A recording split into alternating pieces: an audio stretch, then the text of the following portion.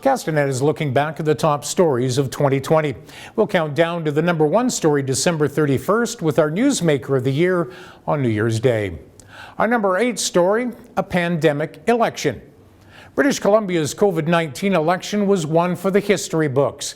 It was the first ever provincial election during a pandemic, and many question whether it was necessary to begin with. NDP leader John Horgan called the snap election 1 year before the fixed voting date, arguing the province needed a majority government to deal with the uncertainty caused by the coronavirus. When the final votes were counted, Horgan's gamble paid off. The NDP government won an impressive majority, winning 57 seats to the Liberals' 28 and 2 for the BC Green Party.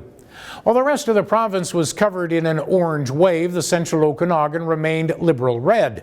Newcomer Renee Merrifield, who was acclaimed in Steve Thompson's former riding of Kelowna Mission, won in a landslide and was then named opposition health critic in the BC Liberal shadow cabinet. Merrifield was selected by interim BC Liberal leader Shirley Bond. Bond had replaced former leader Andrew Wilkinson, who had resigned 2 days after losing the election.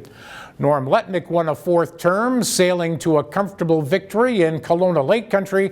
Things were a little closer in Kelowna West, but Ben Stewart did prevail. The central Okanagan is used to dealing with an NDP government. Kelowna Mayor Colin Bazaran called the victory the status quo. He said, "We dealt with an NDP government previously. We've developed very good relationships there. So now that it looks like it's going to be an NDP government again, for us it's just business as usual."